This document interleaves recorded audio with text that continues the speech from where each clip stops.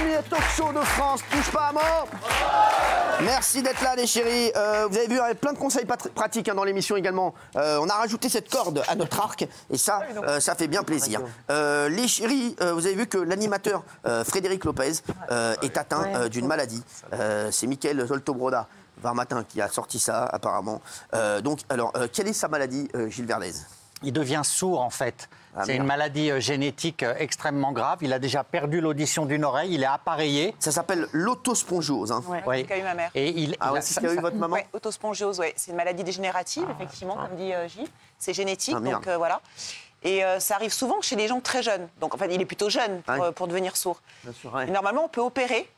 Mais ça ne marche pas toujours. Et normalement, les appareils, ça marche ou pas maintenant? En fait, oui, parce que la technologie, quand même, s'est bien améliorée. Aujourd'hui, les apparillages sont tout petits. Et ça permet il a fait une opération en 2019 et malheureusement, pour lui, ça n'a rien changé. Ouais, ça dépend. Mais les tissus osseux ont été touchés et déjà, il a perdu l'oreille droite et il a peur à terme de devenir sourd. Il se prépare à la surdité totale. Il a perdu 50% de ses facultés.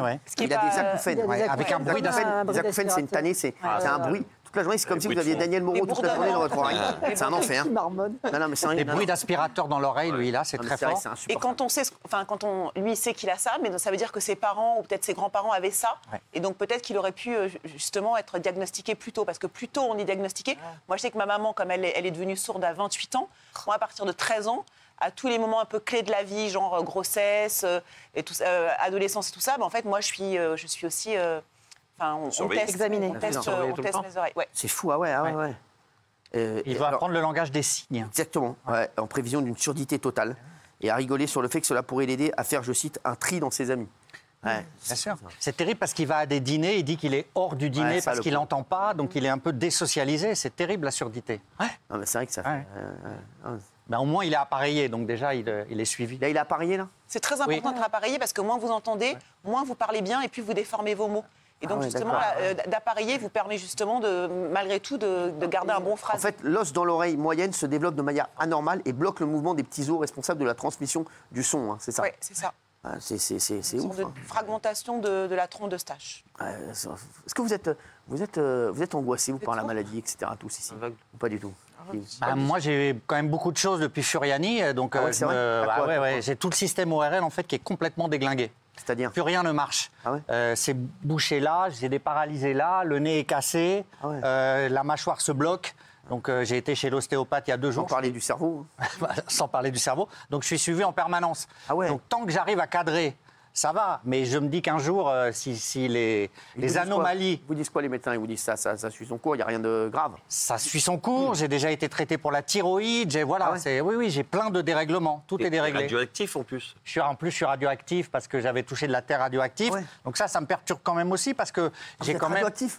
Oui, j'avais pris de la terre que j'avais envoyée dans un laboratoire.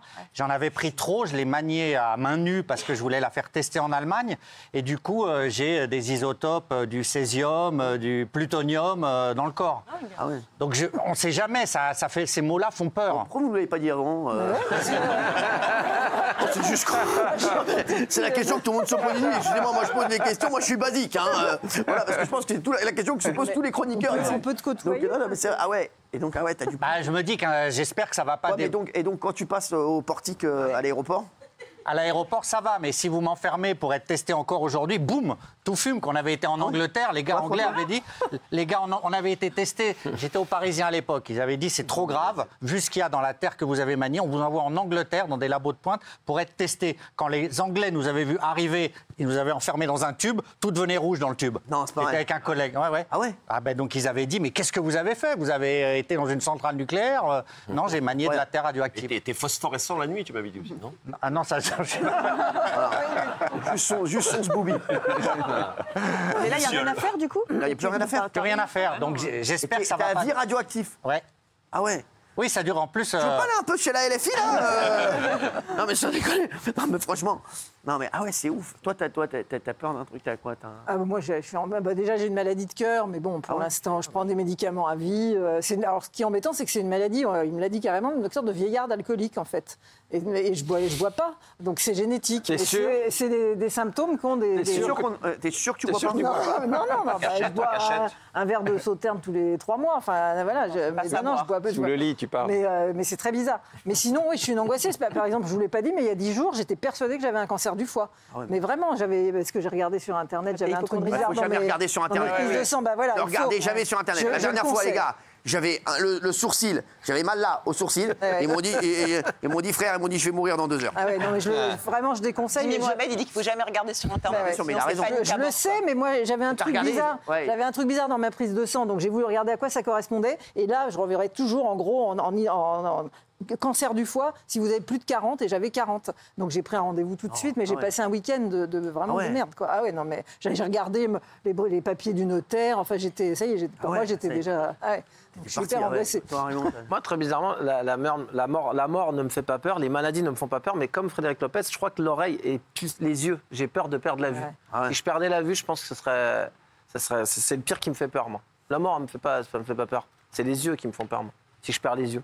C'est relou. Mais pourquoi tu veux les perdre? On sait jamais, il y a des maladies où tu vas perdre tes yeux, je peux avoir un accident de voiture, le pare-brise, des bouts de verre, on ne sait pas. Tout est possible. Tout est Pour possible. l'instant, la seule chose que tu perds, c'est ton slip.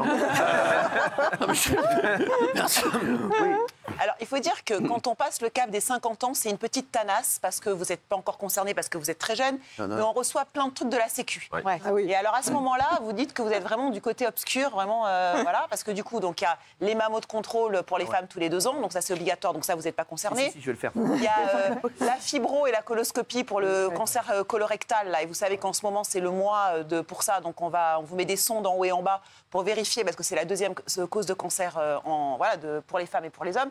Donc ouais, moi, effectivement, je suis toujours un peu flippée, quoi. Donc je fais toujours des check-up. Voilà. Moi, j'ai peur de faire une crise cardiaque. Ah ouais? Ouais. En fait, bon, là, j'en ai plus, mais j'avais des grosses crises d'angoisse et d'un coup, j'avais le cœur à 150 qui battait comme ça. Ouais. C'est depuis que ma compagne, elle a fait un AVC l'année dernière. Et pareil, en fait, tu te rends compte que tu peux être en pleine santé et d'un coup, elle a survécu, évidemment, mais voilà. Bernard Montiel, toi, t'es... Alors franchement, j'ai eu un peu de cholestérol à un moment parce que je picolais pas mal. Du Danacol. Hein je picolais pas mal. Par contre, attention quand même. Oui, non, en revanche, je travaille avec des lunettes. Oui. On travaille avec des lunettes, et alors? Oui, la vue a baissé. Moi, à mon âge, la vue a baissé. Il n'y a pas de ta vue qui a baissé. Il y a quoi? Lui, tant qu'il a son passeport pour la Marrakech. Non, mais excuse-moi, donc là, tu vas nous faire chier pour dire que tu as des lunettes.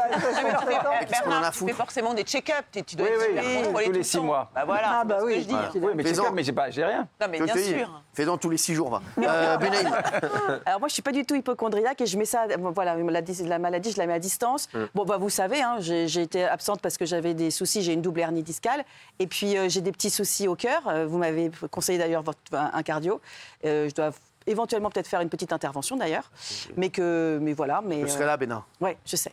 T'inquiète pas. Mais tout va bien. Tu sais. Il faut toujours dire tout va bien. Je vais te dire. Tant qu'on est là, tout va bien. J'aurai toujours un cœur pour toi. Je sais. Cœur de roi. Ça claque.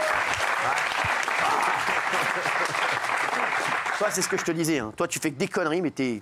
j'ai une chance incroyable. Pour l'instant, tu n'espère pas tirer le mauvais œil. Tu bois. Je fume 2 paquets de cigarettes par jour. Je bois tous les jours, je mange gras, je dors pas.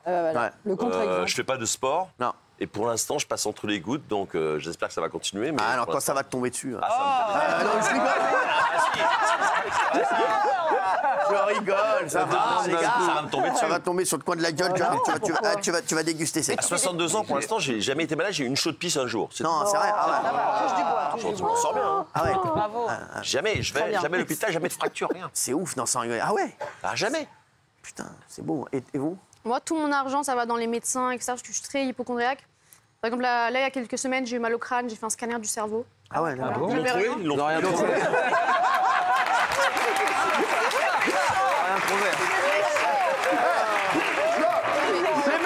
Les médecins sont sortis après scanner. C'est bon, il n'y a rien. Le cerveau indicateur. Non, il n'y a rien, vraiment rien. Il n'y a rien, donc c'est bon, voilà, c'est bon. Figurez-vous que j'ai un très gros cerveau. Non. Non, il est gros en taille. Non, mais elle est intelligente. Oui. Ça ne veut rien dire à la taille du cerveau. Ah ouais? Non, ça ne veut rien dire. C'est pas parce qu'on a un gros cerveau qu'on est intelligent. J'ai plus de neurones, j'ai plus de cellules neurologiques. Qui vous a dit ça? Le médecin. Le médecin, mais c'est bien foutu de votre gueule, à mon avis. À mon avis, le médecin, il voulait surtout vous pécho, je pense. Le médecin, il a pas. Je peux te dire, non. C'est un enfer d'être hypochondriaque. Et en plus, j'ai pas de carte vitale. Non, vous n'avez pas de carte vitale? Non, tout mon argent va dans les médecins, vraiment. Comment? Non, c'est pareil. Ah ouais? Je l'ai perdu à 3 ans et depuis, moi, tout ce qui est administratif, ça me saoule. Ah bah oui, mais c'est dommage quand même. Moi, je donne pour la France. Ah bah... Vive la France. Merci, bah non, c'est bon. S'en fout. T'es pas un meeting non plus, calme-toi. C'est vrai? Non mais calme-toi 5 minutes. Et vous n'êtes pas hypochondriaque, Cyril? Si. Bah, de fou, moi. Ouais. Bah oui. De fou, mais... Je suis un monstre. Je suis une bête. Je suis une bête. Les chéris. Ah non, là, j'ai passé la visite médicale, là, il paraît. Ah oui. Tous les salariés doivent la passer. Bien sûr. Oui. Ah ouais. T'as jamais passé de visite? Vous êtes salarié, vous? Vous êtes salarié? Je suis salarié. Oui. Je suis président de la boîte, je te rappelle.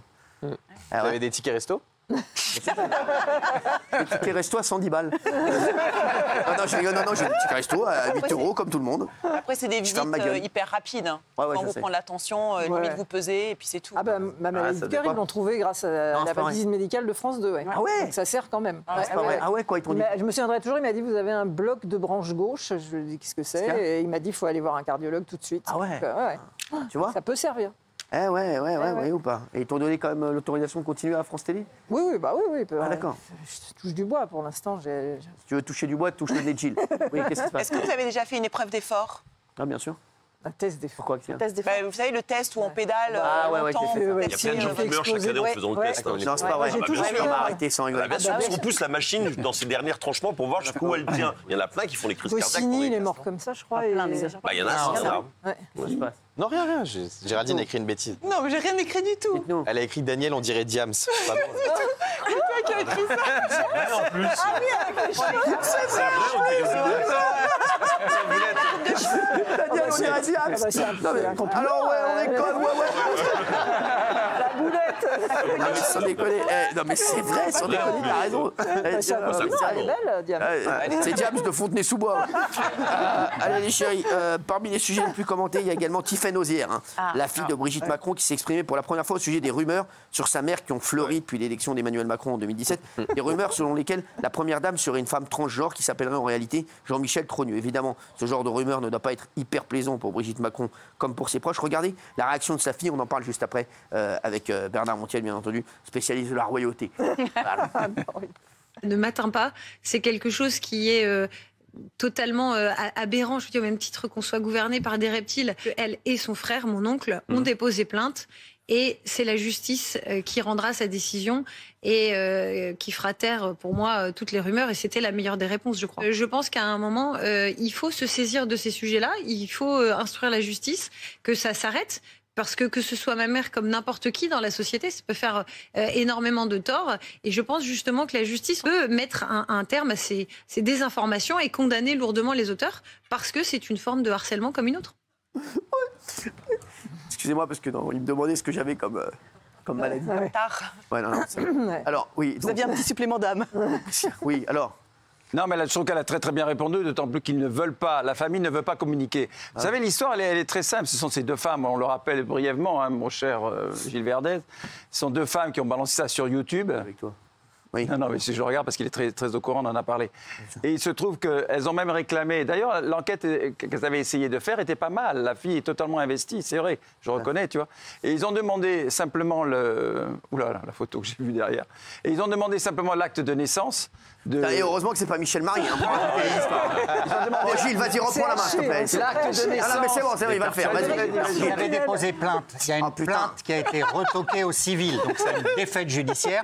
Mais la famille a porté plainte au pénal et contre cette voyante et une pseudo-journaliste, une journaliste qui avait enquêté, avec constitution de partie civile, et elles espèrent que ça mettra un terme judiciaire et donc un terme définitif à tout ce qui se passe. Le problème, c'est que l'embrasement maintenant a gagné les États-Unis. Ah ouais, c'est ça. Il paraît qu'aux États-Unis, on ne parle que de ça. Voilà. Donc il y a divers mouvements, des mouvements conspirationnistes, mais pas que, des youtubeurs, des influenceurs qui se sont saisis de l'affaire et qui développent cette affaire en disant que Brigitte Macron ne serait pas née femme, mais serait née transgenre. Vous avez dit la même chose pour Michelle Obama, d'ailleurs. Oui, exactement. Et pour l'ancienne première ministre néo-zélandaise. Oui. Voilà. Et l'épouse du Premier ministre espagnol. Voilà. Ils avaient même dit ça pour Félindra, tête de tigre. N'importe quoi. Ouais, non, mais c'est un rejet. C'est ce que tu voulais dire, en fait. Non, mais il a très bien dit. C'est un rejet. En fait, c'est un rejet des puissants. À chaque fois, c'est toujours pareil. Ah ouais. C'est les théories complotistes qui gagnent le monde entier. Il n'y a pas qu'en France, il n'y a pas que Mme Macron qui est atteinte par ça. Mais il est vrai qu'ils ont porté plainte pour diffamation. Toi, tu m'as dit que vous en aviez déjà parlé. Oui, bien sûr. Ils ont porté plainte pour diffamation. C'est qu'au début, ils trouvaient ça tellement absurde que, bon, après, vu l'ampleur que ça a pris, il fallait quand même réagir. Donc, il y a eu plainte pour diffamation, effectivement. Mais tous les jours, il y a des sujets là-dessus. Tous les jours, mais les États-Unis donnent le ton et il y a même beaucoup d'autres pays qui commencent à faire des articles en disant que se passe-t-il. Ils ne le traitent pas forcément en disant Brigitte Macron est née transgenre, mais ils disent que se passe-t-il en France, quel est ce scandale qui est caché, etc.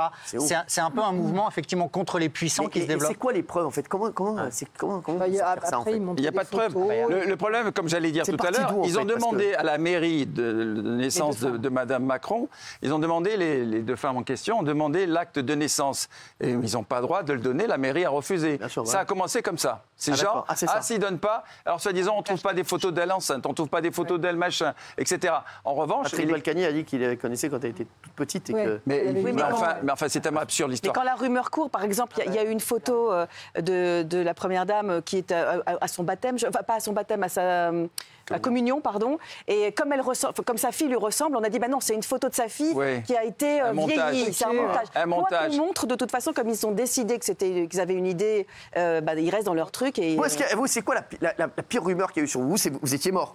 Oui. Je sais, j'en ai fait une fête. Non, mais c'est vrai. Vous, il y a une grosse rumeur comme quoi vous étiez mort. Bernard Montiel est mort. Oui, c'est vrai. Ouais. Oui, alors pareil, ça vous fait sourire sur le moment tellement c'est idiot. Et en fait, il a fallu que j'aille à la télévision. Tout le monde croyait que vous étiez mort. Oui. Je sais. Mais non, mais le pire, c'est ma famille, en fait. Parce que sur le coup, on n'y pense pas. Mais oui, la famille, moi, j'ai eu des coups de fil de ma mère. Je ne comprenais pas pourquoi elle m'appelait. Parce qu'on ne se parlait pas tous les jours, malgré l'amour. Donc ta mère t'a appelé. Ah, t'es vivant. Tu réponds, toi. Tout le monde dit que t'es mort. Elle dit merde, t'es vivant. Et en fait, ça a été un vrai problème. Il a fallu que je m'exprime en direct à la télévision chez Valérie Expert, qui était à l'époque sur LCI, parce que moi j'étais sur TF1. Pourquoi c'est venu d'où cette rumeur que t'étais mort? Non, mais une connerie. D'ailleurs, on a retrouvé le mec qui a dit ça. C'est encore quelqu'un d'anonyme dans un bled. Voilà, et c'est dommage. Enfin, c'est des conneries. Est-ce que vous avez eu des rumeurs? Pareil, moi aussi morte. T'étais mort? C'est vrai, toi. Peut-être. Non, mais c'est vrai que sur ma fiche Wikipédia, quelqu'un avait mis morte, décédée le jour où c'est arrivé. Et ça fait moi jusqu'à minuit ce jour-là, j'ai cru que c'était un voyant. Je me suis dit je vais peut-être mourir dans cette journée-là. Non, c'est Claude Alex, sinon tu ne mourras pas ce jour-là. Daniel, non. Ça fait flipper. Gilles, t'as eu quoi comme rumeur? J'ai pas eu de rumeur comme ça, non. C'est vrai? Non, j'ai eu des inquiétudes quand j'étais perdu dans des pays lointains en reportage. Vous avez été emprisonné une nuit en Russie, à l'aéroport. T'as une vie de fou, toi. Et personne n'avait plus de nouvelles. T'as été emprisonné en Russie? Oui, mais c'est pas une rumeur, c'est une actualité où je ne pouvais plus donner de nouvelles à personne. J'avais un visa qui n'était pas bon et à l'aéroport Sheremetyevo, on m'avait mis en prison dans un hôtel surveillé par un garde. En prison dans un hôtel? Oui, c'est un hôtel où il y a les refusniks, les gens qu'on veut extrader. Qui refusent de niquer. D'accord, exactement. Ils refusent de niquer, mais là dans un hôtel.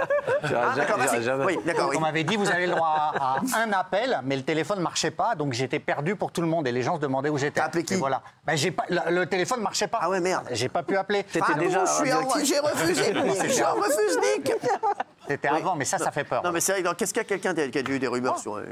Moi, dernièrement, j'en ai une qui a été pas mal relayée, comme quoi je n'étais pas vaccinée, que j'avais menti, que je prenais de l'argent des labos pharmaceutiques. C'est vrai? Et que j'avais de mèches avec Julie Gaillet, voilà, pour m'enrichir. Mais c'est vrai, il y a eu ça a cette été rumeur. relayé des centaines de milliers de fois, même plus d'1 million de fois. Ça t'a fait chier ou pas? Bah oui, je trouve que c'est dégueulasse en fait.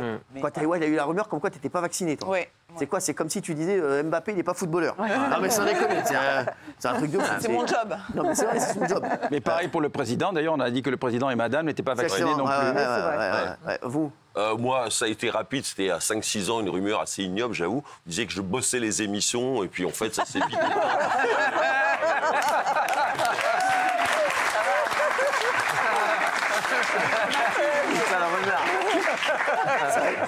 Non, Benaïm, t'as eu des rumeurs, toi aussi. Hein. Oui, mais morte aussi, moi. Non, toi aussi morte? Oui, ah ouais. moi aussi morte. Oui. Ah ouais, quoi? Mais c'était quoi, comment t'étais mort? Écrasé par un Tupperware? Non, en fait, c'était un magazine qui lui-même est un magazine qui met que des trucs faux sur Internet, qui a repris une fausse rumeur en disant que j'étais faussement morte. Enfin, c'était un truc complètement dingue. Et évidemment, sur Internet, tout de suite, alors c'est vrai, c'est pas vrai. Tu fais un tweet et tu dis non, mais en fait, je suis là, tout va bien, et puis ça s'arrête. C'est fou, ça. Merci. Vous, il n'y a jamais eu de rumeur? Moi, dernièrement, il y a une rumeur comme quoi j'étais une envoyée spéciale ici pour faire couler l'émission. Non.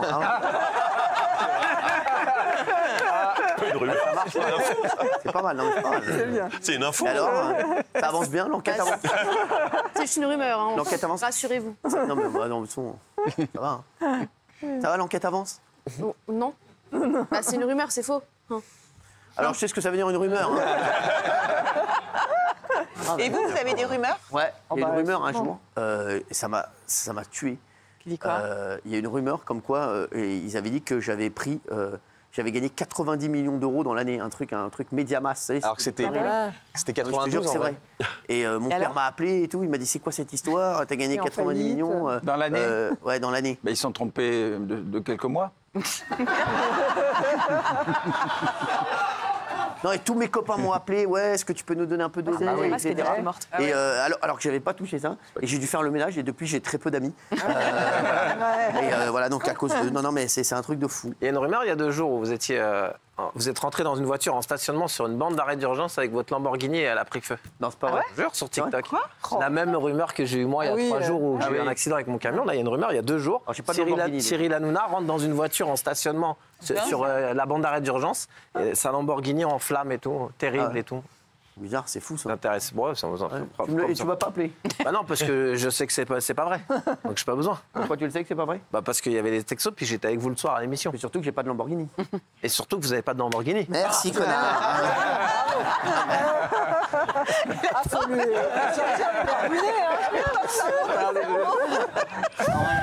On n'y arrivera pas avec lui, on n'y arrivera pas, les gars, on n'y arrivera pas. J'ai plus une goutte d'eau dans le corps. Les chéris, Anthony Delon fait parler de lui. Le fils aîné d'Alain Delon vient de publier un nouveau roman intitulé Bastingage. Bastingage. C'est Bastingage? Oui. Bastingage. Bastingage. Bastingage, ça veut dire quoi? C'est un truc de bateau. Mais c'est un terme de bateau? Bastingage d'un bateau? Merci. Un livre dans lequel l'auteur semble raconter par le biais d'une fiction son histoire. Alors, Gilles, il dit quoi dedans? Parce que c'est... Alors en fait, lui, il dit que c'est vraiment fictionné, mais il raconte ses histoires d'amour dans 3 pays différents. Et surtout, il y a des phrases qui font immanquablement penser à son père. Donc je vais vous en lire une. Le narrateur parle et il dit « Je n'ai jamais su ce que Joseph, donc c'est son père, pensait de moi. Était-il fier ? Pourquoi le serait-il, lui qui est si différent du commun des autres, si absorbé par sa propre personne ?» Donc immanquablement, quand on connaît l'ego d'Alain Delon, la relation tumultueuse d'Anthony et d'Alain, on se demande si à travers ce roman, c'est pratique la fiction pour raconter une histoire, raconter une relation avec son père, sans se faire prendre, entre guillemets, et sans qu'on lui reproche encore de mettre sur la table des affaires de famille. D'autre part, il parle de cancer. Alors, il explique que... En fait, il ne parle pas du cancer de son père, puisqu'on a appris récemment que son père, Alain, avait un lymphome. Il dit qu'il parle du cancer extrêmement agressif de sa mère, Nathalie, qui est décédée en 2021 d'un cancer du pancréas. Alors, il y a Anouchka qui a fait une story, on va en parler dans un instant. Bon, restez avec nous, bien sûr, Gilles. Et on aura, je vous le dis, il y a du bon, on aura de nouvelles révélations sur le cas Natacha Saint-Pierre. Il y a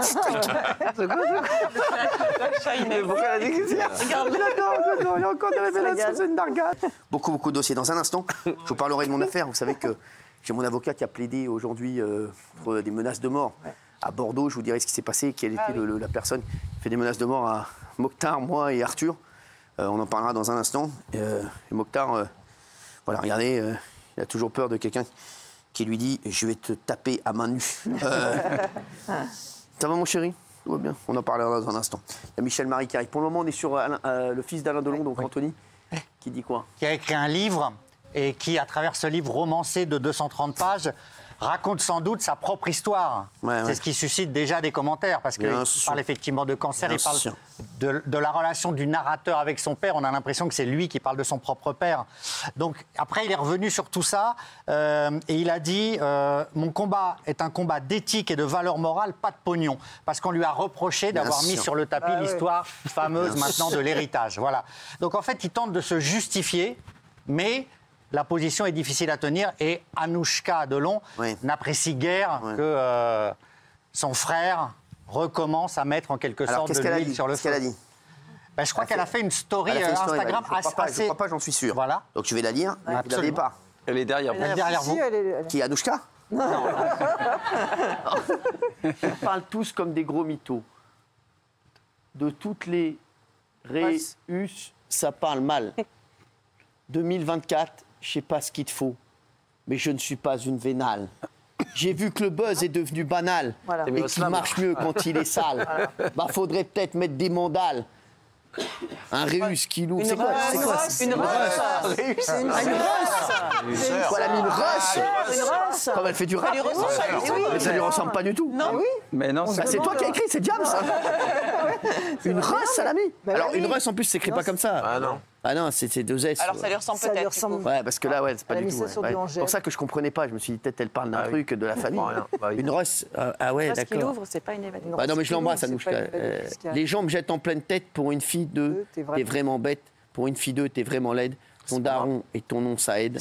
C'est vraiment un rap. Ah, mais c'est vraiment un rap, ah ouais, mais C'est vraiment un rap. Ah, mais non, c'est sur Balance ton quoi, qu'est-ce qu'on est con. C'est ça. Ah ouais, il parle. Ah non, mais attends, je vais te la faire, ah ouais, bien sûr, ah ouais. Faut la refaire, Ils Cyril. parlent tous comme des gros mythos, de toutes les russes, ça parle mal. 2024, je sais pas ce qu'il te faut, mais je ne suis pas à une vénale. J'ai vu que le buzz est devenu banal et qu'il marche mieux quand il est sale. Bah, faudrait peut-être mettre des mandales. Une russe qui l'ouvre, c'est pas une évadée fiscale.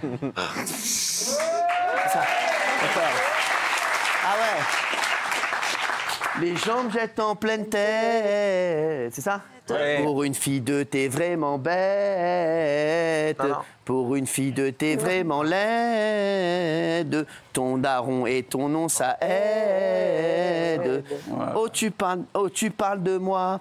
C'est quoi ton problème? J'ai écrit rien que pour toi le plus beau des poèmes. C'est ça.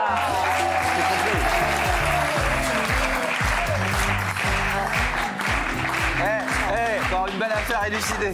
Encore une bonne affaire. L'affaire vient d'être élucidée, mes amis. Non, mais franchement, parce que là j'étais perdu. Un quart d'heure là-dessus. J'étais perdu. Ah, mais enfin, là, quand même, faut être sérieux, elle a pris un coup, Angèle. Oh, ça va, parce que toi, t'es contre Anouchka. Mais non, mais vous, c'est votre chanson. Comment vous l'interprétez? Ah, d'accord. Mais non, toi, Anouchka, je l'embrasse. Toi, ta maison à Ramatuelle va prendre un coup, si tu vois. En fait, elle répond à son frère sur le même registre de fiction au moment. D'accord, C'est pas un hasard si ça sort il y a quelques heures, le jour même du roman prétendument fiction de son frère. Elle lui dit bah, tiens, moi je vais faire un poème, on va voir si c'est de la Bon, bah fiction. c'est bon, merci, ça m'a saoulé. Alors, juste un truc important. Anthony Delon termine en disant quand même que son père finira bien à Douchy selon ses volontés. D'accord, à Douchy. Parce que là, il y avait un problème, vous le savez. Ah, bien sûr, parce que s'il finit pas à Douchy, c'est sûr. C'est où ce Douchy? Dans le Loiret, je crois. Ouais, dans le Loiret. Dans le Loiret. Oui, oui. Ouais. Ma famille habite dans le Loiret-Cher. Merci. Vous avez envie de chanter ce soir. Ouais, c'est ça. Ouais. Gabriel Attal annonce être favorable à la semaine de 4 jours. Est-ce une bonne idée pour vous? La semaine de 4 jours, 4 jours, bam, bam, bam, bam. 4 jours pour les J'ai écrit rien que pour toi, le plus... Alors, oui, Patrick. Non, c'est clairement une idée de flemmard, la semaine de 4 jours. C'est une semaine qui correspond un peu à du télétravail. Et sachez que déjà, toutes les entreprises, la majorité, les grosses entreprises qui ont testé le télétravail, elles reviennent sur leurs pas parce qu'ils se rendent compte que les gens ne bossent plus le vendredi, partent en week-end et ne font rien. Et moi, je ne comprends pas, dans un contexte où on dit malheureusement qu'on a de moins en moins d'argent à dépenser, qu'on prenne plus de temps libre pour dépenser de l'argent qu'on n'a pas. Donc pour moi, c'est un truc de flemmard, c'est un truc nul et c'est pas du tout adapté à notre économie. Mais c'est pas du tout la semaine de 4 jours, c'est la semaine en 4 jours. Ça veut dire qu'en 4 jours, tu vas travailler comme si tu t'avais travaillé une semaine. Exactement, ça change rien, c'est-à-dire que tu n'es pas présent. Non, mais elle a raison, explique-lui parce qu'il n'a pas compris. En fait, au lieu de travailler du lundi au vendredi, par exemple, tu vas travailler du lundi au jeudi, sauf que tu vas travailler plus du lundi au jeudi. Oui, mais donc tu n'es pas présent. Non, mais d'accord, mais donc tu n'es pas présent le vendredi, donc dans le fonctionnement d'une entreprise, quand quelqu'un est absent, les dossiers n'avancent pas, c'est un truc de flemmard. On a fait la semaine de 2 jours, alors qu'on danse tout sur 2 jours. Des fois, le lundi, tu as des faibles activités dans les entreprises en retour du week-end. Ça se trouve, tu ne travailles pas le lundi. Si tu arrives à faire ta rentabilité en 4 jours au lieu de 5, par exemple, tu prends les éboueurs, s'ils arrivent à ramasser plus de poubelles en 4 jours qu'en 5 jours, et que tout le boulot il est fait, un livreur, si sa tournée, il arrive à la faire en 4 jours au lieu de 5, il peut partir une journée avant. Quelqu'un qui est dans les bureaux, qui doit venir tous les jours, peut-être que c'est plus compliqué. Ça marche pas dans la réalité.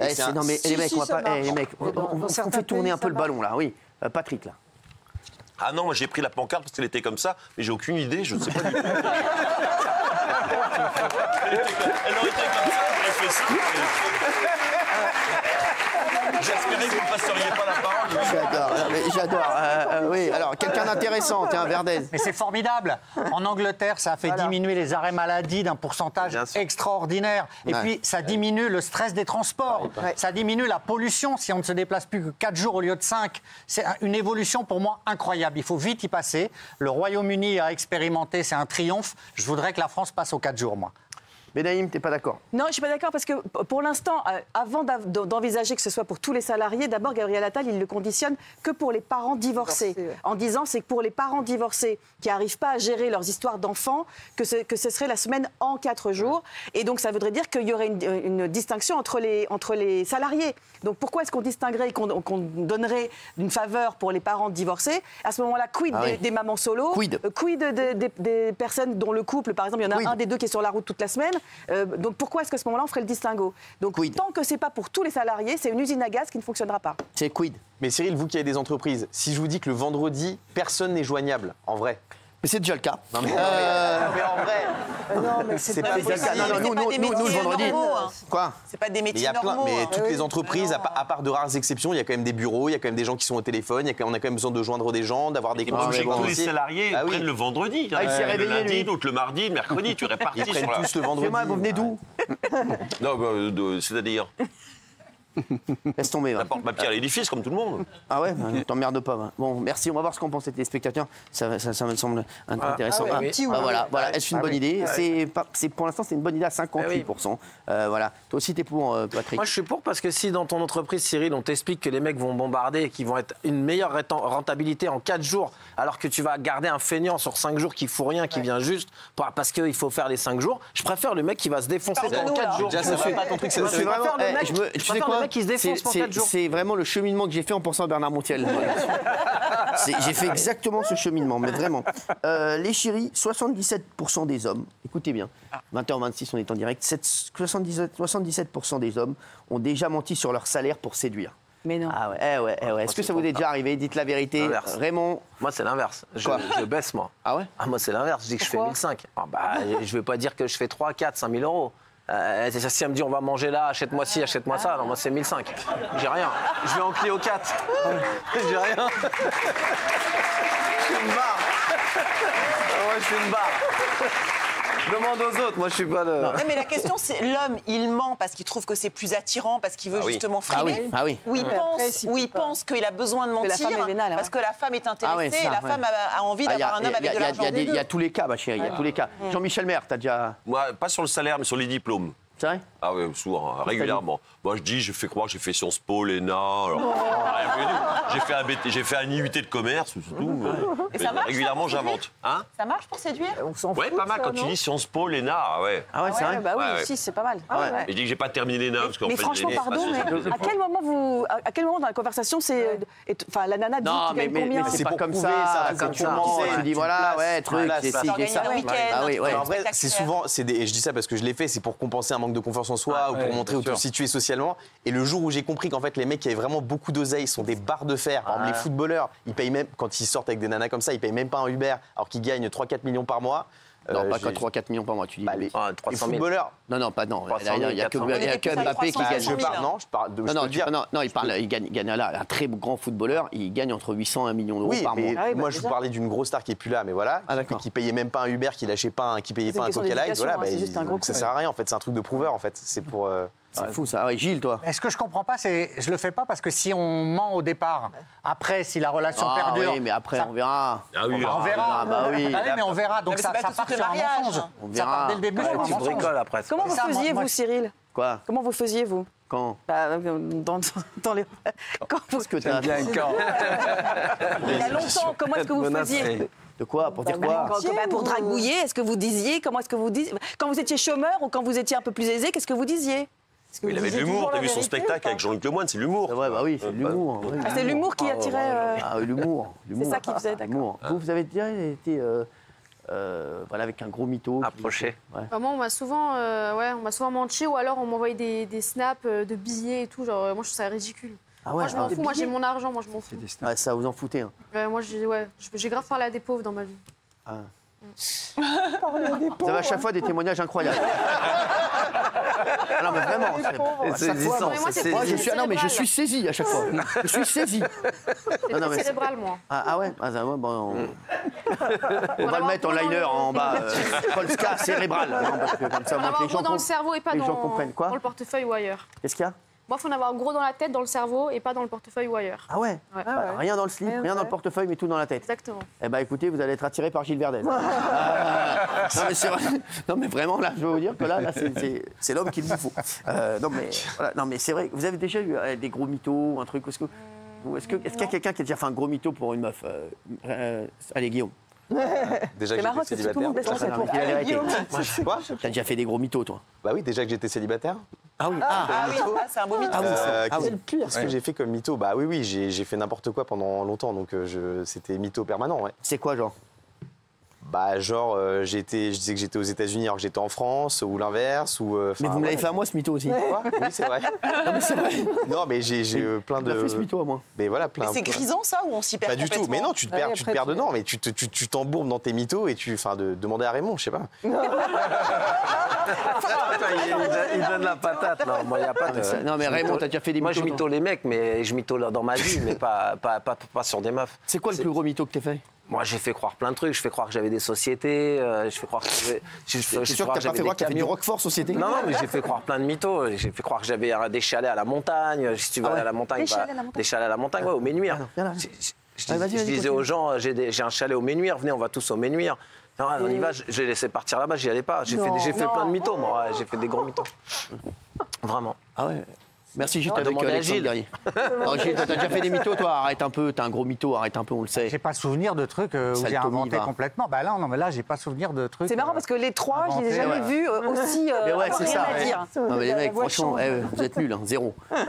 Merci. Ah si, moi j'ai grandi dans un petit village.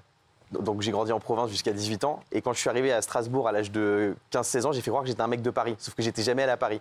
Et un jour, j'avais emmené ma copine à Paris donc pour la première fois. Et je lui ai fait une visite de Paris et je lui ai dit, bah, tu vois, là, on est sur les Champs-Élysées, etc. En fait, on n'était pas du tout sur les Champs, on était sur une autre avenue. C'est vrai, c'était un vrai truc. C'est drôle. Ça, c'est pas mal. Ça, c'est pas mal. Oui. Qu'est-ce qu'il y a, Jean-Michel? Ah non, j'écoute, non. Vous n'avez jamais fait un gros mytho? Non, sur mes diplômes, c'est tout. Mais après, sur l'argent, je peux pas, parce qu'on est vite rattrapé par la patrouille. Parce que quand si on dit qu'on a de l'argent, bah forcément, on achète des cadeaux, on fait des comme ça. J'avais pas les moyens, donc je m'avançais pas sur ce terrain. Et des femmes qui vous ont séduit en disant qu'elles étaient très riches? C'est quoi, alors, c'est quoi qui vous séduit le plus chez une femme ou chez un homme? Le premier truc, le plus important. Voilà, c'est quoi? Vous, Bernard Montiel? Le portefeuille. Il est lourd, Moi, un mec drôle. Quand il me signe ça, c'est un type qui me fait vraiment rire. Ça veut dire qu'il a de l'esprit. Donc, moi, ça me séduit énormément. Guillaume? Moi, au-delà de la beauté, bien sûr, une fille qui se la pète pas, qui se la raconte pas. Il y a tellement de filles sur Instagram qui font les grandes dames, là, qui se la racontent, qui snapent au restaurant. Daniel, elle se la raconte pas? Bah non, mais et moi et ma copine, je l'ai choisie sur ça parce qu'elle ne se prend pas au sérieux. Elle se la raconte pas. J'ai rien dit. Ouais, l'humour et l'intelligence. Raymond? Simplicité et qu'elle me fasse rire, comme Valérie. Faut que parfois elle me fasse rire. Ouais. Si elle me fait pas rire du tout, jamais sur une semaine, c'est pas possible. Daniel, toi? La voix et les poils. Des Miss Roussos. C'est des Miss Roussos, ça. Mais les poils, ça veut dire que t'en veux ou t'en veux pas? Oui, si, j'en veux. Le charisme, elle entre dans la pièce et il n'y a plus qu'elle dans la pièce. Ah ouais. Ah oui. Wow, Ça me fascine. Ça me rend fou. On a l'impression que nous, nos critères, ça ne nous parle pas tellement en fait. C'est la brutine. Jolie et coquine. Ah, bah, Chaudet, C'est on n'est pervers. pas sur un site de Jackie et Michel. Non, mais lui, jolie et coquine. Mais bon, alors, donc vous, c'est l'esprit. Oui, moi, Ouais, c'est des cerveaux. cerveau et humour. Et avant, quand j'étais célibataire, c'était par saison. Donc, par exemple, en hiver, j'aimais bien les blancs. Et en été, j'aimais bien les rebeux, les renois, tout ça. D'accord. C'est les 4 saisons. Tous ces témoignages sont saisissants.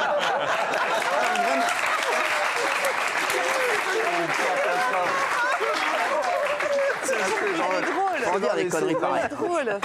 Ça, selon les saisons, c'est magnifique. Et vous, Cyril, qu'est-ce qui vous séduit chez Ah, une moi, femme? c'est la gentillesse. Ah oui. Ah, Ouais, tu vois, ouais, vraiment. Ouais.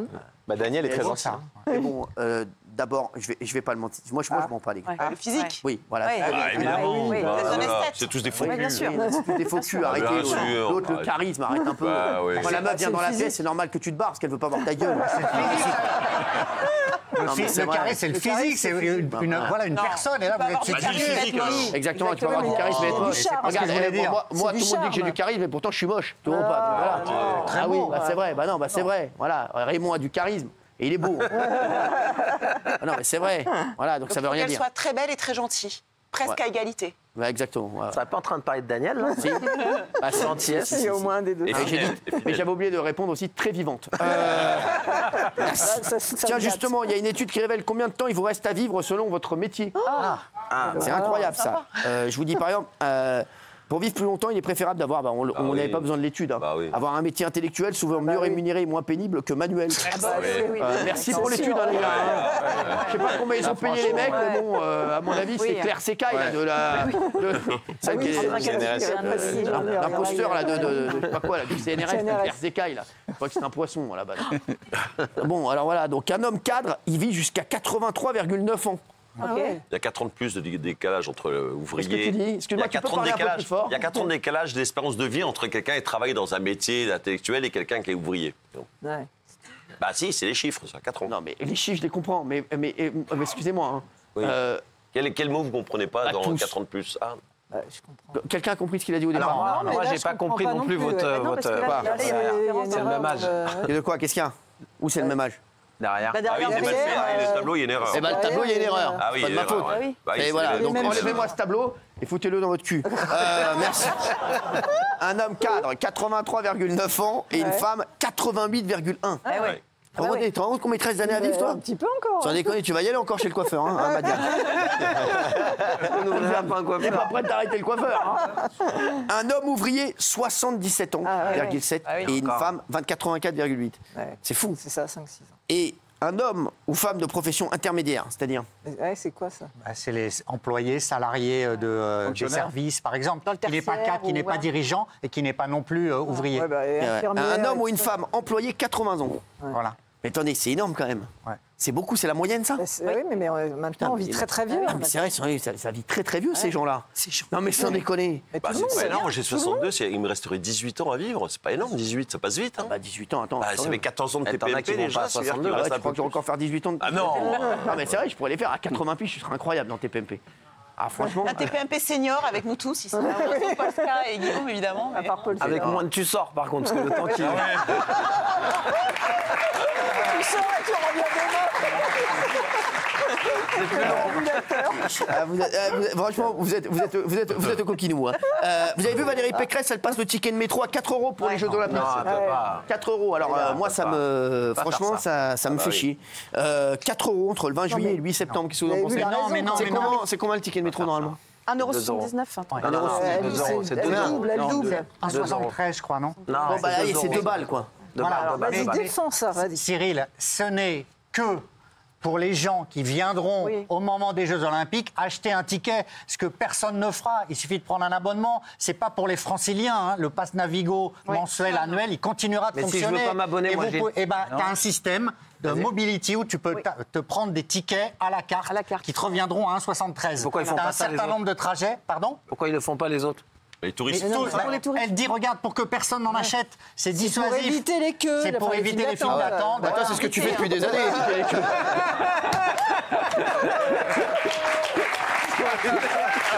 Ah, Daniel, tu connais ça, Elle dit que c'est pour éviter l'embolie des guichets. Ah, l'embolie. Il y a trop de monde dans L'embolie. L'embolie. L'embolie. Non, ah ouais, donc quoi, t'es vénère, toi? Mais non, je suis pas vénère, parce que en fait... Pourquoi tu parles comme ça, alors calme-toi? Je sais pas. Non, mais en fait, je suis vénère de ceux qui sont vénères, parce que en fait, je trouve que c'est un bon système. Il faut avoir un abonnement, j'arrête pas de le dire. Il faut acheter des passes. C'est surtout un désaveu, parce qu'ils vont c'est pas organisé, c'est tout. Ils veulent pas qu'il y ait de queue, ils veulent pas que ça fasse de bordel, donc du coup, ils mettent des trucs à 4 €. Bah non, tu vois les guichets, même hors Jeux Olympiques, Raymond. 4 €, c'est du racket. Personne va payer 4 €. Mais non, on verra. Et qui va pas payer 4 €? Qui? Bah, mets-le pas 4 €. C'est marqué pour que personne n'en achète. Tu sais lire, Raymond, pour que personne n'en achète. Les chéris, on se calme. Les mecs, oh, c'est bon, voilà. Vous allez tous prendre une carte kiwi, vous allez pas me faire chier. Vous allez prendre le train, voilà, et vous allez pas m'emmerder. Je sais pas ce que vous allez prendre, mais tu prends souvent le métro, toi? Oui, moi j'ai mon pass Navigo chaque mois, donc je ne serai pas impacté par la hausse. Et tous les franciliens, c'est pareil. Tout le monde a son pass. Il n'y a que les touristes. Moi, je l'aime. Moi, j'avais un pass Navigo. Bien sûr, j'ai mon pass Navigo. Combien l'abonnement? C'est combien? J'ai le pass navigation pour mon bateau. Non, le pass Navigo, non, ça y est, j'ai plus de bateau, j'ai plus rien. Alors arrêtez d'entendre ça, ces conneries là, parce que c'est bon. Vous avez le forfait quelle zone? C'est une rumeur. C'est vos Ouais, exactement. Non, c'est pas vraiment une rumeur. On va pas non plus mentir aux gens. Non. Vous avez quelle zone? 1, 2, 3? Sur le pass. Il y a plusieurs forfaits. Sur quoi? Sur le pass Navigo. J'ai tout pris, Tout pris, c'est-à-dire. Eh, ma mère, elle prend le métro. Bah oui, c'est bien. Moi aussi, je prends le métro. Vous prenez le métro, vous? Quelle station? Quoi? Quelle station? Quelle station? Oui. Yves Duteil. On va se retrouver dans un instant. On va parler de plein de choses. Et les gars, je vais revenir sur cette histoire de Chantal là-dessous et Inès Reg. Il y a Europe 1, je sais pas, un site là sur Europe 1 qui a fait un titre qui était catastrophique. Chantal là-dessous en franc avec Inès Reg. Dans Mazinger, l'actrice fait une mise au point. Et ils font tout un article. Solène Délinger, je sais pas qui c'est, mais bon, il ferait mieux de travailler, la pauvre. Voilà, donc elle a mis un truc et à la fin, alors vous allez voir, je vais vous lire le truc. Vous allez voir la malhonnêteté des journalistes. C'est insupportable. Vous allez voir, parce que vous allez voir ce que dit Chantal là-dessous et on comprend qu'il y a une embrouille en fait. Mais à la fin, ils disent voilà. Donc faites votre travail. Merci, le site d'Europe 1. Hein, n'hésitez pas à faire votre boulot. Voilà, c'est tout ce qu'on vous demande. À tout de suite.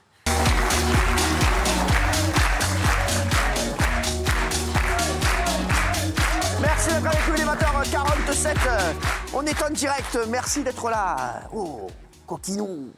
Merci d'être là. Bon, dans un instant, les chéris, là, je vais m'énerver là sur un truc, là, un article là, que je viens de voir. Chantal là-dessous, Inès Reg, toutes les embrouilles d'Inès Reg, tout ça. Et voilà, je vais m'énerver là-dessus. Et on va revenir encore du scoop sur cette histoire de Natacha Saint-Pierre et Inès Reg. Ça rebondit toutes les minutes. Et là, on a une info de fou. Voilà, je vous le dis, de fou qui est en train de germer.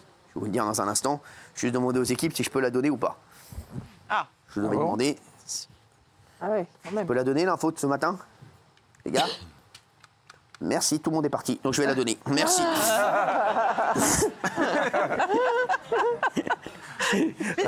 Merci Michel Marie d'être là. Michel Marie, tu sais que quand t'es pas là, Michel, eh ben, je parle de toi avec ta petite voix, tu sais. Michel, on va revenir déjà sur l'agression sexuelle dans Koh-Lanta, vous vous rappelez ou pas? Oui. Alors, est-ce qu'on peut rappeler juste les faits, Patrick? Michel. Alors, ça se passe en 2018, on s'en souvient. Donc, la saison se passait aux Fidji, c'était la 19e saison. Et puis, dans la nuit du 4e au 5e jour de tournage, il se passe un incident. Il y a une jeune femme qui est la fille d'Hervé Renard, le sélectionneur bien connu de football, de l'équipe de France féminine. Candide Renard. Elle prend le talkie-walkie. Candice, hein, pas Candide. Candide. Candice. Candide, elle s'appelle? Non, Candice. Hein. Candide, je crois pas. Bon, bah, c'est pas grave, ça joue une lettre, on va pas se faire chier pour ça. Exactement. C'est Candice, hein. Candide, ça n'existe pas. D'accord. D'accord. Bah, fais pas cette tête-là, ça n'existe pas, ça n'existe pas. On dirait que tu lui as dit un c'est truc, Candice, on dirait que je t'ai dit que je t'enlevais ton salaire du jour. Elle s'appelle Mademoiselle Renard. Voilà, exactement, voilà. Je pense que c'est Candide, mais allons-y pour Mademoiselle Renard. Je te dis que c'est Candice. Alors, Candice. On fait un pari combien? On fait un pari combien? On parie 100 balles? Avec plaisir. Mais non, tu viens de perdre, c'est Candice Renoir. Candice. Candice, t'as racadé. Candice Renoir. Donc Candice, j'ai gagné 100 balles. T'as perdu 100 balles, hein, voilà, je te le dis. Donc Candice prend le talkie-walkie de la production et elle appelle, elle dit j'ai été victime d'une agression sexuelle. Elle explique qu'un autre candidat, Eddie Guyot, a voulu l'embrasser et a passé sa main sous ses vêtements. Donc la production décide immédiatement d'interrompre le tournage. Lui, Eddie, il dit, c'est pas vrai. Je me suis réveillé et elle était à côté de moi. Je suis complètement disculpé par les images qui ont été tournées. C'était une stratégie de sa part car elle savait qu'elle allait être virée. Voilà. On parle de Candide. Hein. Vous avez dit... Il parle de Candice. C'est Candide. C'est Candide. Toi, tu parles de Candice. C'est Candide. Vous avez de l'argent sur vous? Candice Renoir, c'est le truc sur France 2. C'est une actrice. C'est Candide Renard. Ah oui. Vous lui devez 100 €. Je devrais être plus ferme en fait quand je suis sûr de moi, mais vous me troublez. Bon, bah, tu me dois 100 balles. Allez, Donc, le tournage est immédiatement interrompu. Tout le monde revient à Paris et le 13 mai 2018, elle porte plainte. Il est placé en garde à vue à ce moment-là, en Seine-Saint-Denis. Son accusatrice refuse la confrontation, mais elle maintient sa version. Voilà. L'affaire, on n'en parle plus. On n'en parle plus. Et puis, on apprend aujourd'hui que donc Eddie Guillot a été mis en examen en novembre 2022 pour agression sexuelle. Il a demandé à ce que la procédure soit annulée, mais son action judiciaire a été rejetée. Donc, il sera sans doute jugé pour agression sexuelle. Alors, ce qui se passe, Cyril, c'est qu'il risque quand même 5 ans de prison, 75 000 € d'amende. Et la société productrice ALP avait perdu dans l'affaire... ALP avait perdu dans l'affaire 11 millions d'euros. Donc, la ALP commence à se demander s'ils ne vont pas se retourner contre lui si jamais il est condamné. Voilà. Donc l'affaire ressort aujourd'hui. Moi, je l'avais eu à l'époque et elle avait été... Excusez-moi, j'ai fait tomber mon stylo.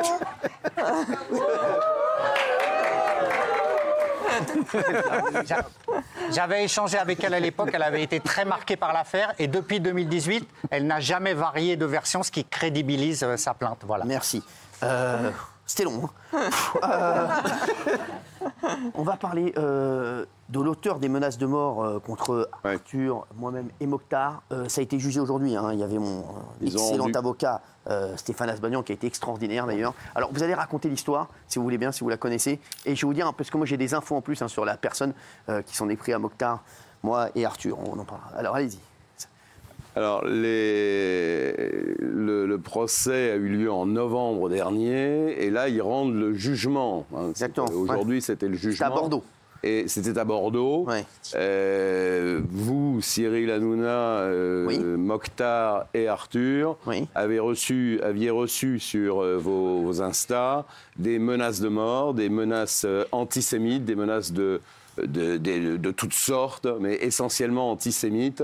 Et donc, vous aviez déposé plainte. Oui, mais qu'est-ce qu'il disait, le gars, alors ? Le gars, il tenait des propos. Sale juif, vous allez tous y passer. Quand tu marches dans la rue, sois protégé, car c'en est fini pour toi. Face au tribunal, le prévenu a tenté de se justifier, aussi exprimer des regrets. Lamentable, d'ailleurs. Voilà, exactement.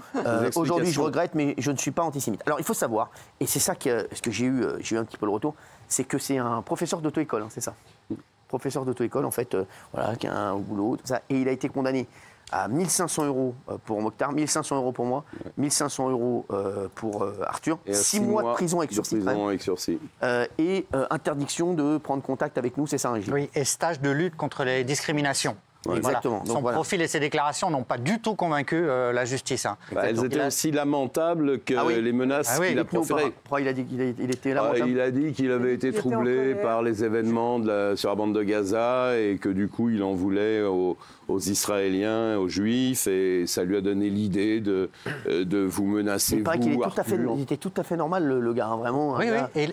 C'est ce que m'a dit, j'ai eu mon avocat, il m'a dit, c'est un gars, voilà, on aurait pu être pote avec lui, Mokhtar, voilà, tout ça. Et vraiment tout à fait normal et en fait pas du tout déséquilibré. Hein. Non, et vous avez lu quand même les injures, insultes qui sont terribles, et il a quand même dit, je ne suis pas antisémite. Oui. Après ce qu'il a écrit et ce qu'il a dit. Et il a dit qu'il n'aurait jamais mis ses menaces à exécution. Oui.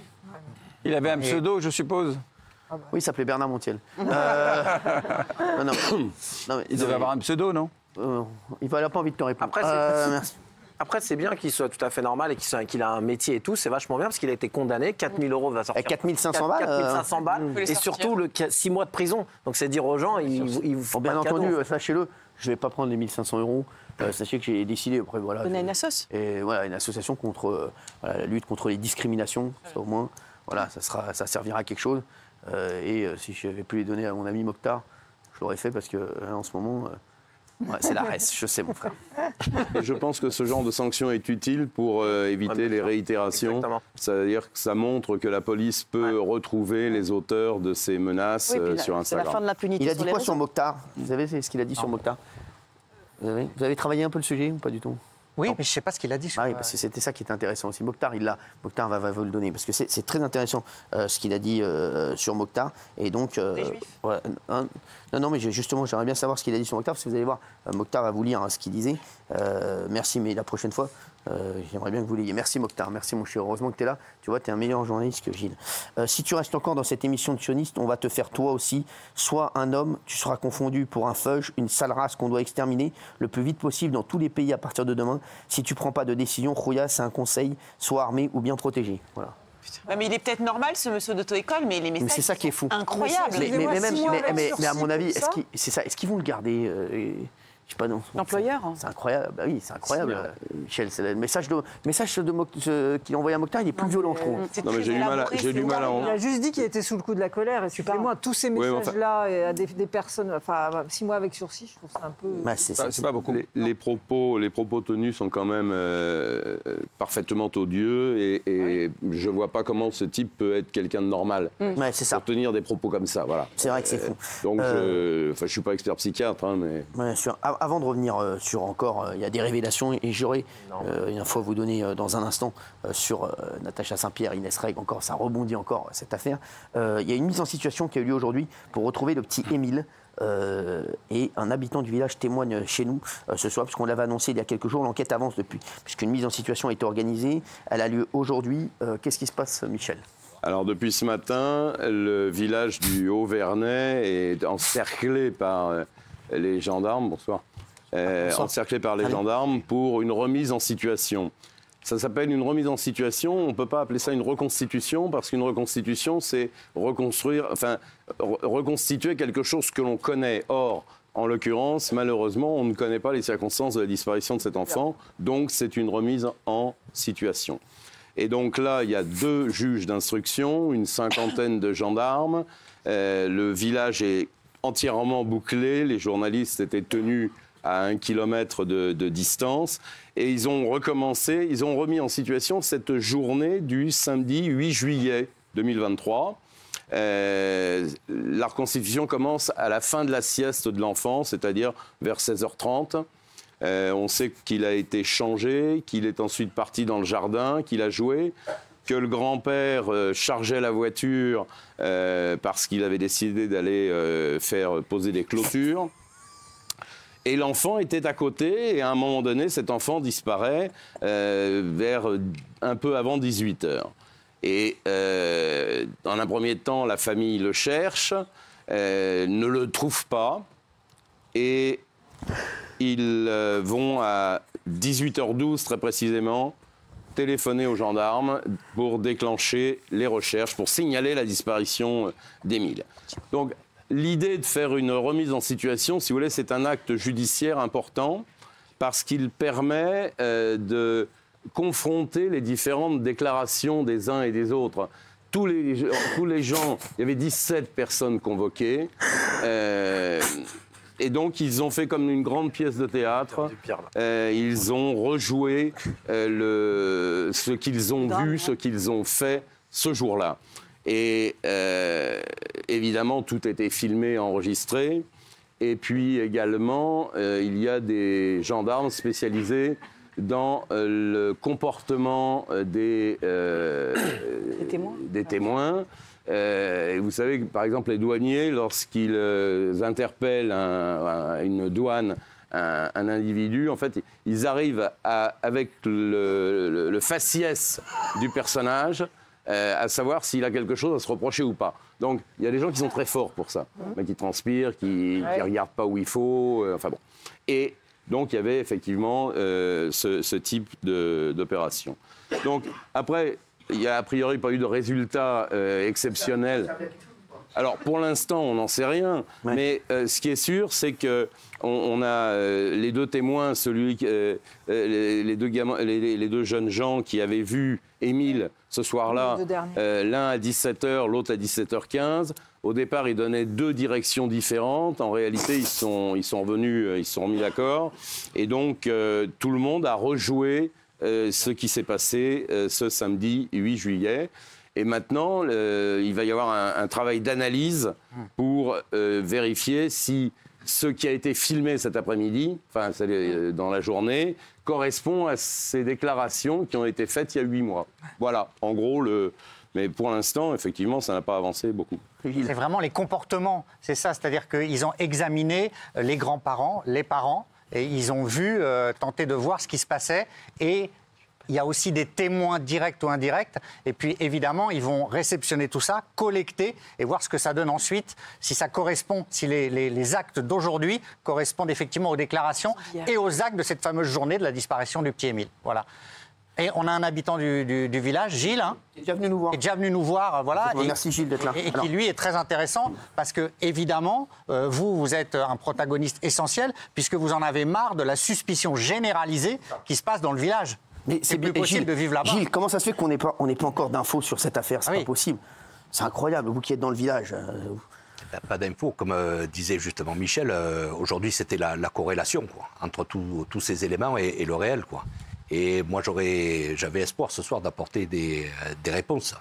Mais voilà, nous attendons et j'espère que les enquêteurs arriveront à nous apporter. Est-ce que dans le village, dites-nous la vérité, Gilles, est-ce que dans le village, on sait des choses et on ne veut pas les dire? Alors, c'est ce qu'on a l'impression de ça. On a l'impression qu'il y a une omerta dans le village, que on sait des choses mais on ne veut pas les dire. Est-ce que c'est vrai ou pas? Une omerta, je ne sais pas, mais un mystère, oui. Ouais, ce petit, la dernière fois que j'étais venu ici, on avait évoqué beaucoup de pistes qui semblaient, à la fin, il y avait toujours quelque chose qui clochait, quoi. Et aujourd'hui, on n'a pas avancé là-dessus. Donc, cette corrélation va certainement apporter... Est-ce qu'il y a encore un espoir de retrouver Émile vivant ou pas? Ça, je ne peux pas répondre, j'en sais rien. J'espère, évidemment, comme tout le monde autour de ce plateau. Mais c'est vrai que depuis 8 mois, le fait qu'il n'y en ait pas de nouvelles de lui, c'est quand même plutôt inquiétant. Mais ce que je voulais dire, c'est qu'il y a deux solutions pour cette remise en situation. Soit les gendarmes ont un objectif, une idée, et ils veulent coincer un suspect. Soit ils n'ont rien, et ils disent on va recouper ce qu'on a déjà récolté pour voir si ça correspond avec l'actualité d'aujourd'hui. Voilà. Alors, vous, Gilles, vous êtes dans le village. Juste aujourd'hui, on entend plein de choses voilà, sur la famille, sur le grand-père. Vous connaissez le grand-père d'Émile, vous ou pas? Le grand-père, je le fréquente pas. Je le reconnais, mais je le fréquente pas. Et justement, ce qui est très mauvais, quoi. Bon, alors, on a eu le choc de la disparition de ce petit. Après, ça s'est un peu tassé. Évidemment, chaque fois qu'on rencontre quelqu'un, on remet ça sur la table. On se pose des questions, on essaye de refaire le film. Mais il y a toujours quelque chose qui cloche. On n'arrive pas il nous manque toujours un morceau du puzzle. Il manque tout, oui. Et après, il est arrivé beaucoup de choses. Certains journalistes, mauvais journalistes, quoi, ont écrit de mauvaises choses, ont raconté beaucoup de choses. Et ça a laissé planer des doutes sur certaines personnes qui auraient pu terminer encore en un deuxième drame, quoi. Et alors aujourd'hui, quand j'entends qu'on accuse le grand-père, aujourd'hui, il y a pas de preuves. Personne, alors, je ne sais pas s'il y a des médias qui ont accusé. Personne n'a accusé. On dit beaucoup de choses sur lui. Voilà, on dit des choses sur son passé, etc., sur le grand-père. Voilà. Enfin, aujourd'hui, il a été accusé de rien du tout, quoi. Bien sûr, mais ça, je vous confirme. Le grand-père et ces choses qui sont écrites mettent énormément de suspicions dans le village, quoi. Aujourd'hui, dans le village, est-ce qu'il y a toujours une chape de plomb? Est-ce qu'on sent toujours cette ambiance qu'il y avait encore il y a quelques jours après la disparition d'Émile, ou est-ce que ça s'est tassé? Ah non, ça pèse toujours lourdement. Dans le village, vous parlez que de ça? Est-ce que vous dites tous les jours où est passé Émile? C'est pas possible qu'on le retrouve pas? Vous en parlez tous les jours? Enfin, tout le monde en parle? Oui, chaque fois qu'on rencontre quelqu'un. Alors, il y a eu un petit temps mort où les gens faisaient un peu du déni là-dessus. On ne voulait plus en parler. Mais là, bon, avec ce qui s'est passé aujourd'hui, quoi. Donc c'est revenu sur le tapis, quoi. Et on est obligé d'en reparler. Et alors, on ne se sent pas à l'aise.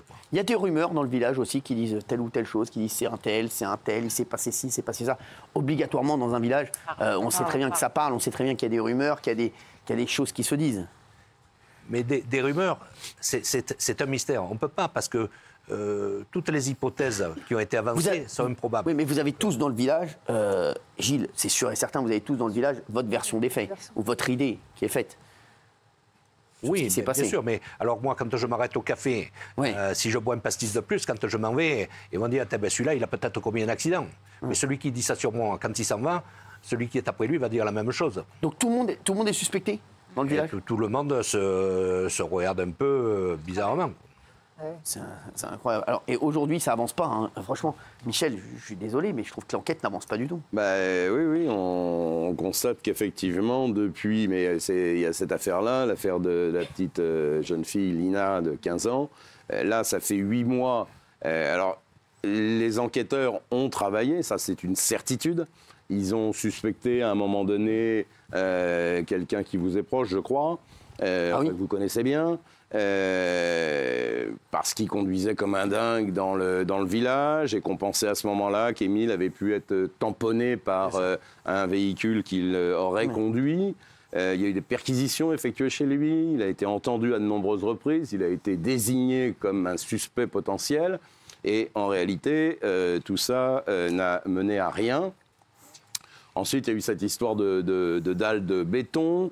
On ne va pas tout refaire, hein, Michel, mais juste. Voilà. Ce que je veux dire, ce que j'aimerais savoir, c'est est-ce que dans le village, c'est ça qu'attendent les téléspectateurs aujourd'hui, je pense, hein, ceux qui nous regardent, est-ce que vous avez des idées de ce qui s'est passé ou pas du tout ? Des idées, non. On n'a pas de. Vous n'avez pas une idée Non, on réfléchit, mais on ne peut pas. Mais il y a des choses qui se disent quand vous dites vous allez au café le matin, etc. Il y a des mecs qui doivent parler de ça, qui doivent dire oui, c'est un tel, c'est un tel, c'est un tel. Même nous, d'ici, on entend des rumeurs. Non, mais alors, ce sont de fausses rumeurs et il faut faire très. Vous avez entendu plein de versions ? Les rumeurs. Mais tout ce que les gens annoncent, comme on va prendre l'exemple de l'enlèvement, quelqu'un qui serait venu enlever le petit, donc il aurait fallu savoir qu'à 17h15, il allait sortir. Et donc, il aurait fallu l'attendre. Et l'attendre, on ne peut pas l'attendre. La départementale est très étroite, quoi. Donc, une voiture garée empêche la circulation. Donc, quelqu'un aurait remarqué la voiture. Et quand on arrive en haut au Vernet, autour du jardin, il faut faire une manœuvre. Et vous disiez... Donc, quand le village est très tranquille, quelqu'un qui veut manœuvrer une voiture, on lève la tête instinctivement et on voit, ah ben tiens, c'est la voiture de Paul, de Jacques. Vous êtes en train de dire que c'est quelqu'un du village, du coup, alors. Oui, c'est ça. Ah non, j'ai pas dit ça, non. C'est pas quelqu'un qui l'a enlevé en planquant, entre guillemets, et en surveillant le domicile du grand-père pour attraper cet enfant. Si jamais ça avait été quelqu'un du village, tous les enquêteurs qui étaient là ont fouillé, refouillé les maisons plusieurs fois, les voitures. Il est venu 3 types de chiens, donc c'est pas quelqu'un de là. Monsieur, si vous dites que c'est pas un enlèvement de quelqu'un d'extérieur, ça veut dire que c'est quelqu'un du village. Mais si ça avait été quelqu'un de village, il aurait dû emporter l'enfant, puisqu'on l'a pas retrouvé. Et personne n'a vu de voiture partir. Ouais. Et puis partir donc à pied. C'est pas quelqu'un du village. D'accord. Merci en tout cas d'avoir été avec nous, Gilles. On va revenir sur le clash Natacha Saint-Pierre-Inès Reg. Merci pour rester avec nous, Gilles, de petites secondes. Vraiment, merci en tout cas de venir d'aussi loin et de venir nous donner votre sentiment sur cette affaire, parce que c'est vrai que c'est la première affaire qu'on a traitée cette saison. On a ouvert avec ça et c'est toujours pas réglé. C'est un truc de fou, donc vraiment, même nous ici, on hallucine. Alors, Guillaume, il y a des nouvelles révélations sur cette affaire. Alors demain, donc, il y a le prime de Danser avec les stars. Aujourd'hui, c'était répétition donc, à la Plaine Saint-Denis et aucune personnalité se croise. C'est-à-dire que chacun a son créneau de passage. Donc ça a arrangé tout le monde parce que, malgré ce que veut faire croire TF1, il y a énormément de tensions encore entre les personnalités et entre Inès Reg et Natacha Saint-Pierre qui ne se sont donc pas vues aujourd'hui. Natacha Saint-Pierre, elle essaye de garder le sourire, mais elle serait vraiment dans le mal, très affectée par cette affaire. Les personnalités aussi, ça les déconcentre. Elles n'arrivent pas à se préparer pour le prime.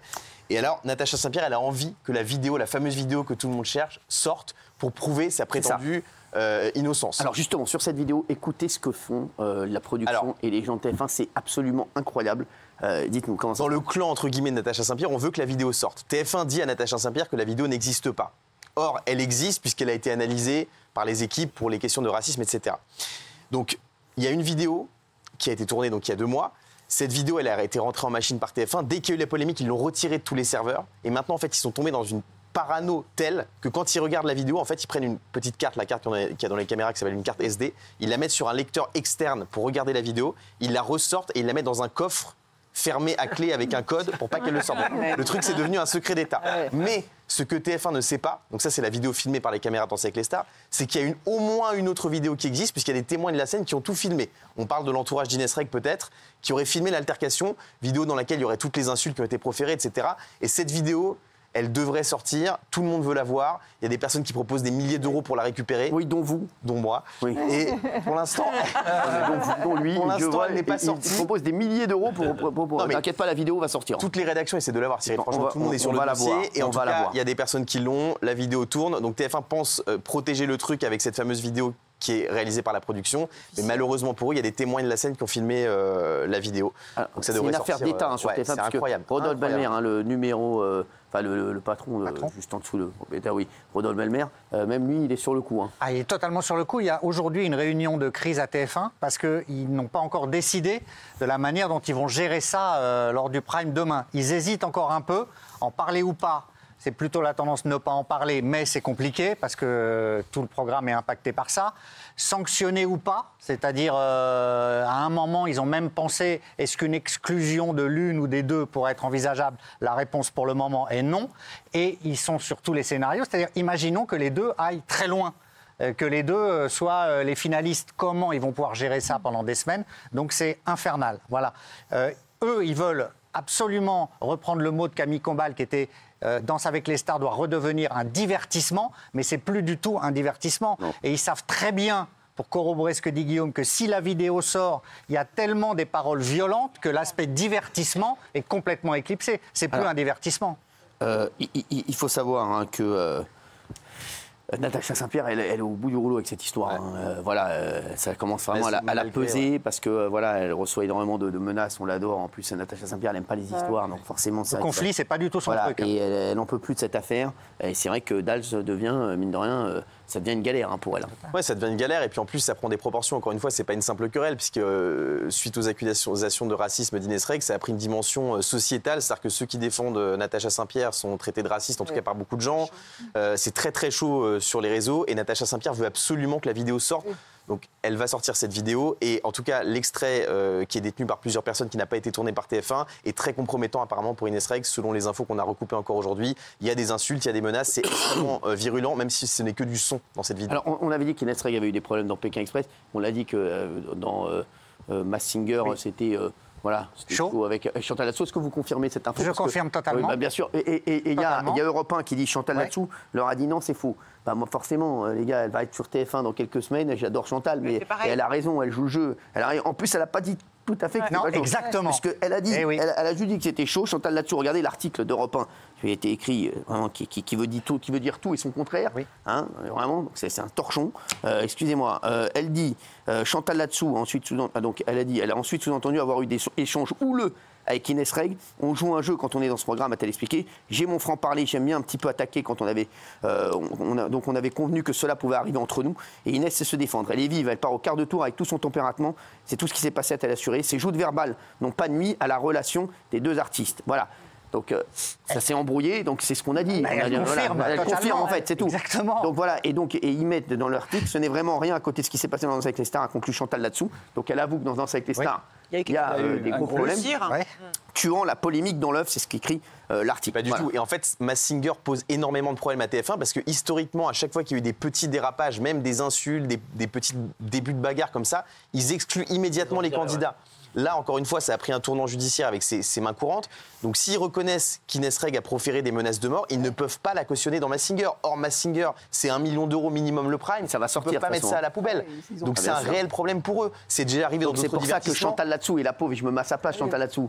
Vous imaginez, elle dit, là, je suis responsable de milliers d'euros. Si je dis qu'on s'est embrouillé aussi dans Masked Singer, c'est normal. Voilà. Donc, réfléchissez un peu avant d'écrire des articles. bidon. Elle a subtilement, je trouve que ce qu'elle dit est subtil. Le titre est nul, mais ce qu'elle dit est subtil parce qu'effectivement, elle est sous contrat à TF1.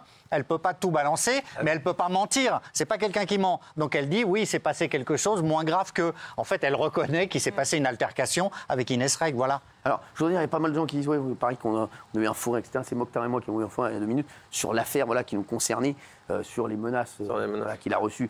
Et les miennes, bien entendu, voilà. Et c'est vrai que Mokhtar, voilà, on s'est regardé, c'est vrai qu'on a échangé là-dessus et c'est vrai que ça nous a provoqué un fou rire, voilà, rien de fou. Et je remercie Michel, donc désolé mon Michel, mais c'est vrai que tu sais que voilà, on parlait de l'affaire d'avant, voilà, l'affaire d'avant avec cette affaire, ce monsieur qui est donc condamné à 1 500 €, donné 1 500 € à Mokhtar, moi et Arthur, et donc 6 mois de prison avec sursis, voilà. Je sais pas si vous trouvez que c'est bien ou c'est léger. Déjà, il a été condamné. Ouais, c'est déjà. Moi, j'aurais préféré, honnêtement, qu'on enlève le sursis. Exactement, ouais, c'est vrai. 6 mois ferme. Parce que les menaces, elles étaient un truc. Après, on a rigolé parce que c'est vrai que je vois ce mec-là qui dit à Mokhtar. Voilà, je l'ai vu, oui. Voilà, il faut vraiment qu'il ne vienne pas tout seul hein, sur Mokhtar quand même. Hein. Voilà. Non, mais hein, on est d'accord, hein, Mokhtar. Hein, t'as l'air.